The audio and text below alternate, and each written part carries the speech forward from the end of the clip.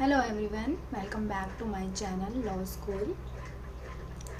आई hope आपको last video jurisprudence के सब समझ में आए हों।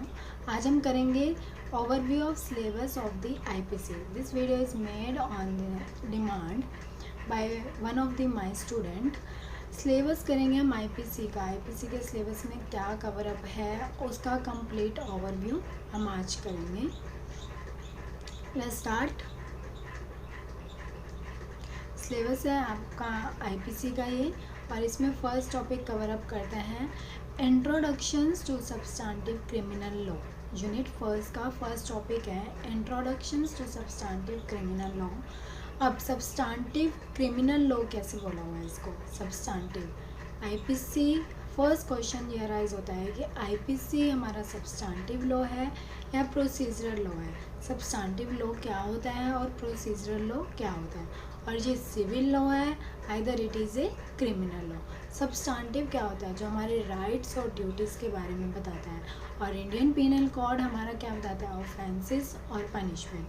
Then IPC is a substantive law, ये हमको प्रोसीजर के बारे में नहीं बताता, और yes it is a criminal law, that's why it's called the substantive criminal law. IPC substantive law है, प्रोसीजरल लॉ नहीं है। उसका प्रोसीजर कहाँ मेंशन है? प्रोसीजर मेंशन है criminal procedure code, criminal law का प्रोसीजर बताता है, and also the read with the Indian evidence act, जो बहुत सिविल का एंड क्रिमिनल लॉज के एविडेंस से रिलेटेड प्रोविजंस प्रोवाइड करते हैं। That is called the substantive criminal law.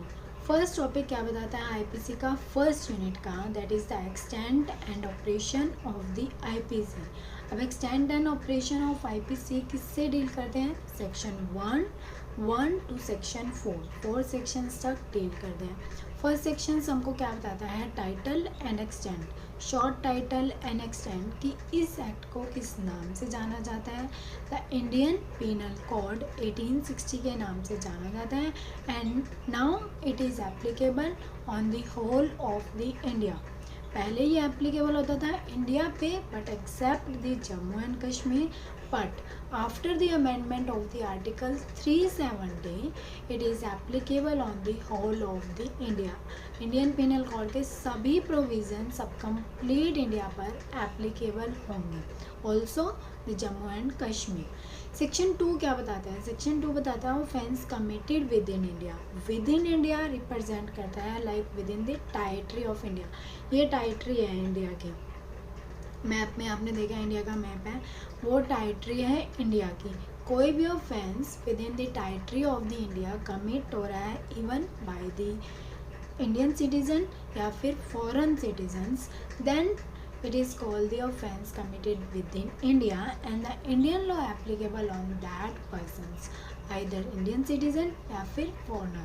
कोई भी foreigner है, कोई भी Indian citizen है, इंडियन की टेरिटरी में, इंडिया की टेरिटरी में कोई भी ऑफेंस कमिट कर रहा है which is defined in the Indian penal code, then he is liable as per the Indian penal code of the India. Section 3 क्या बताता है? ऑफेंस कमिटेड, कोई भी ऑफेंस कमिटेड हो रहा है, कहाँ हो रहा है? बियॉन्ड दैट मीन्स इंडिया की टेरिटरी से बाहर, but tried in India.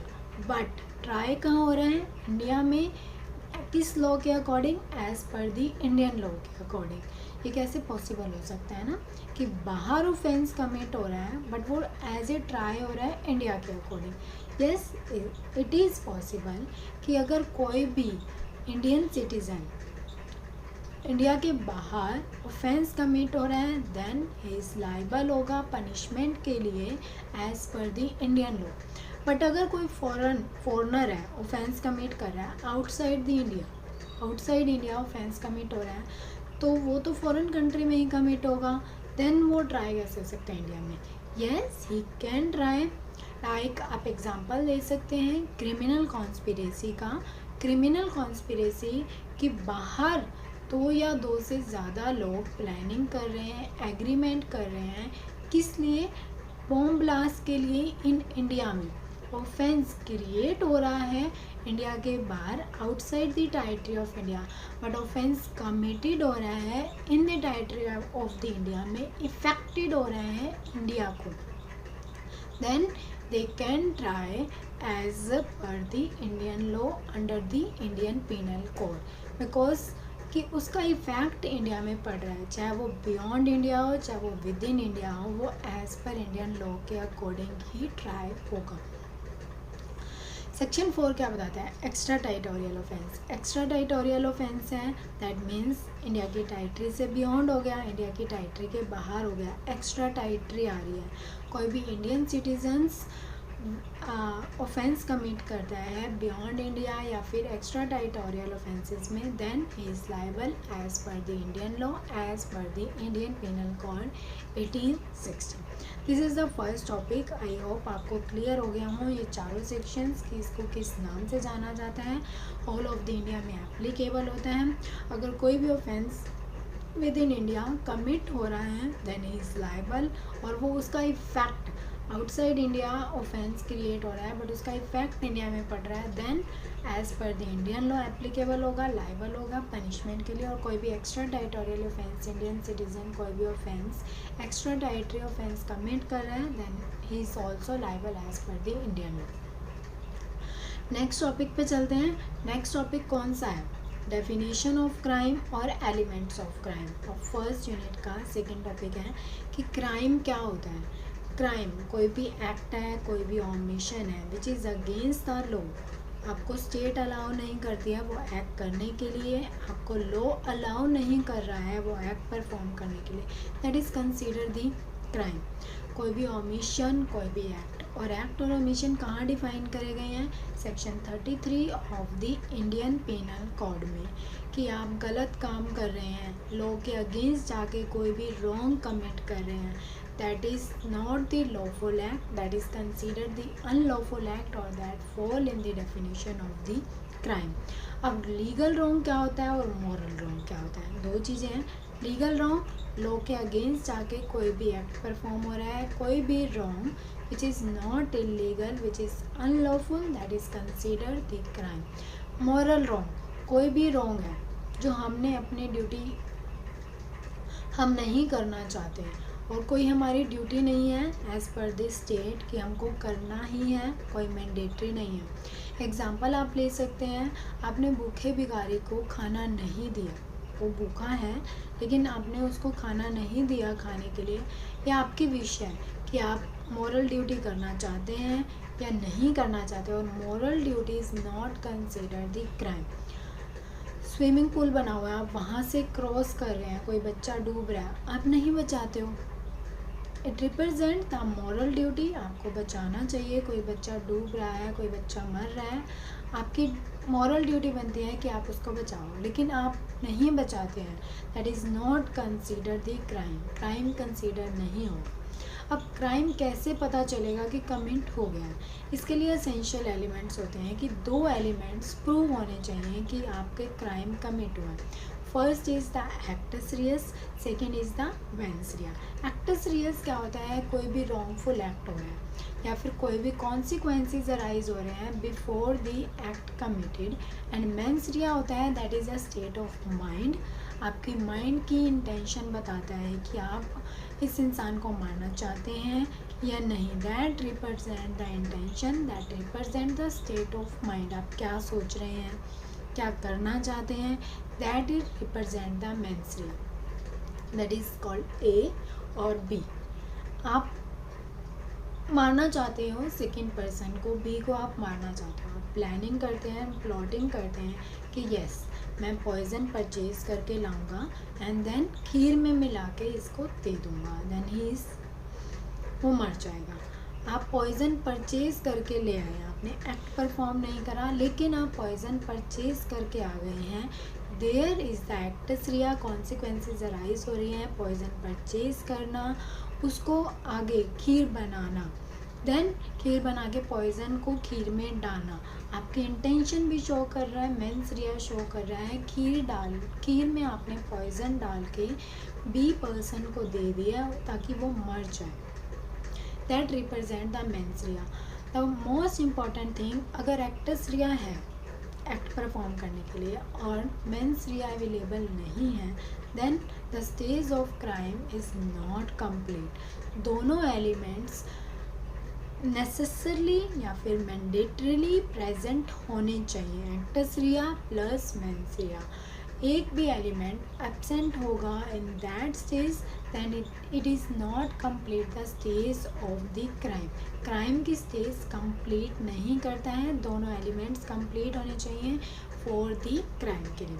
Crime क्या होता है? कोई भी रॉन्गफुल एक्ट, कोई भी unlawful act which is against the law. Law आपको अलाउ नहीं करता है, स्टेट आपको अलाउ नहीं करता है करने के लिए, that is considered the crime. And legal wrong consider होगा क्राइम की डेफिनेशंस में, but moral wrong crime consider नहीं होता। अब कैसे प्रूव करेंगे कि आपने क्राइम कमिट कर दिया है? इसके लिए दो एलिमेंट्स होने चाहिए। First is the actus reus, second is the mens rea. Reus represent the singular word, rea represent the plural word. Mens represent the intention, mens represent the state of mind, actors represent the wrongful act committed या फिर consequences arises of the wrongful act के। that represent the crime, उसकी definitions और elements। और अगर कोई भी elements missing होगा then आप crime complete नहीं कर सकते हैं, दोनों element mandatorily present होने चाहिए। आई होप फर्स्ट यूनिट के तीनों टॉपिक आपको क्लियर हो, extent and operations, definition of crime and elements of crime. Now आगे चलते हैं सेकेंड यूनिट पर। सेकेंड यूनिट बताते हैं आपको जनरल एक्सेप्शन से, इंडियन पेनल कोड के जनरल एक्सेप्शन से डील करते हैं। जनरल एक्सेप्शंस क्या है? कि किसी भी इंसान ने कोई भी एक्ट परफॉर्म करा है इन नेसेसिटी में, अंडर कस्टडी में, अंडर ऑर्डर में, बाय मिस्टेक को फैक्ट में, इंटॉक्सिकेशंस में, या फिर विद कंसेंट गुड फेथ में कोई भी एक्ट परफॉर्म हो रहा है, then he is not liable for that offence. Offence कोई भी हो सकता है। He is not liable for the murder. He can take the defence under section 76 to 106, कुछ भी ले सकता है। 76 से 79, अगर कोई भी कांस्टेबल है, मैं कांस्टेबल हूँ, मैं अंडर ऑर्डर कोई भी एक्ट परफॉर्म कर रही हूँ, मैंने भीड़ में, मॉब में गन फायर कर दी जिसकी वजह से एक इंसान की डेथ हो गई बाय शूटिंग, गोली लगने से, then I am not liable for that thing. I am not liable for the murder because I am under order. मैं काम कर रहा था under order, under the supervision of the order काम कर रहा था। Then he can take the defence of the general exception under section 78 या फिर 77 में आप डिफेंस ले सकते हैं। मिस्टेक ऑफ फैक्ट है दैट आप डिफेंस ले सकते हैं 76 या फिर 79 में। एक्सीडेंट हो गया बट आप गुड फेथ में हैं, then you are not liable for that offence, you can go for the defence under section 80।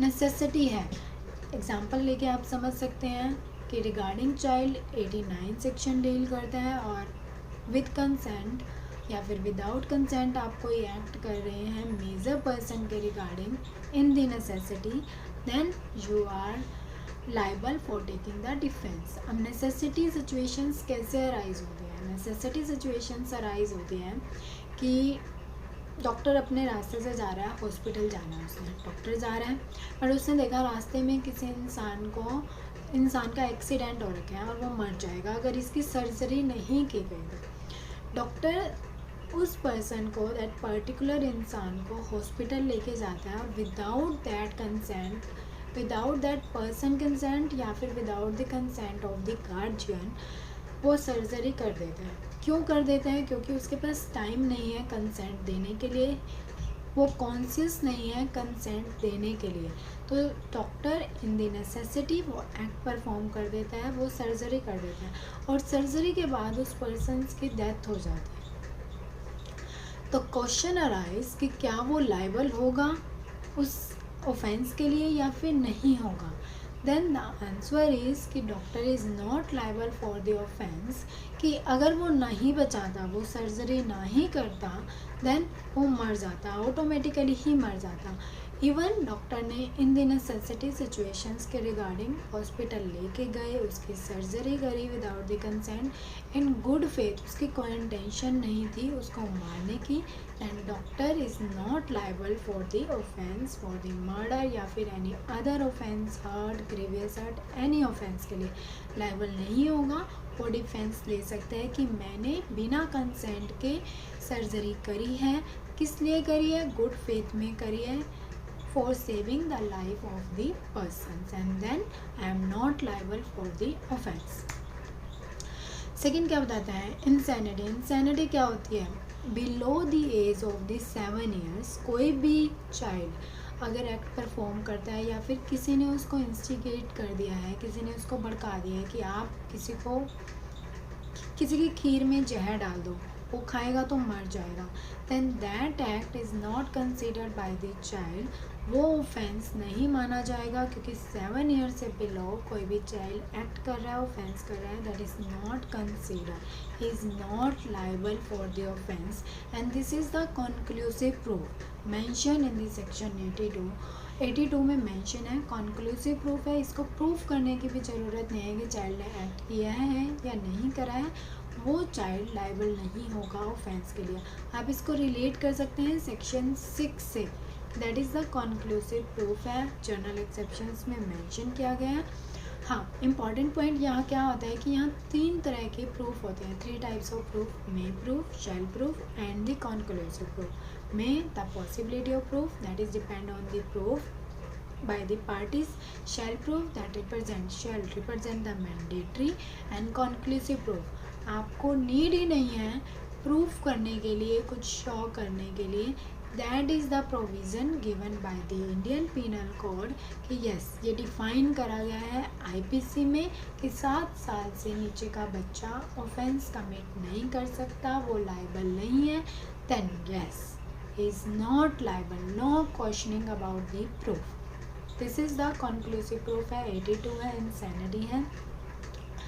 Next आ जाता है इंटॉक्सिकेशन। इंटॉक्सिकेशन डील करता है सेक्शन 85 एंड 86 विद कंसेंट और विदाउट कंसेंट। आप विदाउट कंसेंट आपको जोर ज़बरदस्ती से इंटॉक्सिकेट कर दिया और आफ्टर दैट आपने किसी इंसान को हर्ट कर दिया, ग्रीवियस हर्ट कर दिया, then you are not liable for that offence के लिए आप लाइबल नहीं होंगे। आप डिफेंस ले सकते हैं इंटॉक्सिकेशन का अंडर सेक्शन 85। बट अगर आप अपनी मर्ज़ी से इंटॉक्सिकेट करते हैं, लीकर गेन करते हैं, ड्रग्स लेते हैं, कुछ भी which is against the law, और आपको पता है कि मैं ये एक्ट परफॉर्म कर सकता हूँ, किसी को हर्ट पहुँचा सकता हूँ, फाइट कर सकता हूँ, ग्रीवियस हर्ट हो सकता है, you have the knowledge about that offence, then you can not take the defence of the intoxication. नहीं ले सकते क्योंकि आपकी कंसेंट थी इंटॉक्सिकेशन के लिए, then you will not fall under the general exceptions. Consent and good faith, consent से कोई भी काम कर रहे हैं या गुड फेथ में कोई भी काम कर रहे हैं, देन आप डिफेंस ले सकते हैं। Next is private defence. Private defence deal करता है 96 to 106 कि कोई भी आप पे अटैक कर रहा है, बॉडी के रिगार्डिंग है, प्रॉपर्टी के रिगार्डिंग है, या अदर पर्सनस बॉडी या फिर अदर्स प्रॉपर्टी के बारे में कोई भी अटैक हो रहा है आप पे, देन आप उस पर अपोजिट अटैक कर सकते हैं। किस लिए? For our safety, that is called the private defence. और कोई भी अटैक अपने आप को बचाने के लिए अटैक करता है, that is the reasonable attack होना चाहिए, रिजनेबल होना चाहिए, एक्सेस में नहीं होना चाहिए। अगर किसी ने आपको इतने फोर्स से अटैक करा है तो आप इतने फोर्स से ही अटैक करेंगे, इन एक्सेस नहीं करेंगे। अगर आप एक्सेस फोर्स में अटैक करते हैं, then you can not take the private defence. आपको रिजनेबल फोर्स यूज़ करना होगा एज पर द सेक्शन 99 में मेंशन किया गया है। और कोई भी बॉडी इफेक्ट हो रही है या फिर प्रॉपर्टी इफेक्ट हो रही है, आपको लगता है अपनी सेफ्टी के लिए आपको फोर्स से अटैक करना चाहिए, आप बच सकते हैं, देन आप प्राइवेट डिफेंस के अंदर डिफेंस ले सकते हैं। You are not liable for the offence.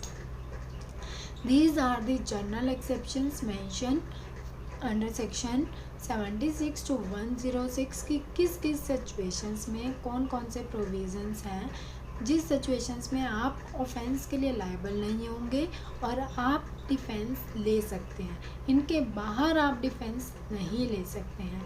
जो भी डिफाइन किया गया है, these are the defences, these are the general exceptions of the IPC. आपकी फर्स्ट यूनिट और सेकेंड यूनिट के सारे टॉपिक यहाँ कवर अप हुए हैं एज ए ओवरव्यू। अगर आपको कोई भी डाउट है तो आप कमेंट बॉक्स में मैसेज कर सकते हैं।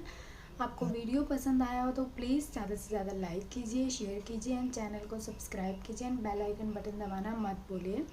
एंड हम unit 3 and unit 4 next video में कवर अप करेंगे। Thank you so much.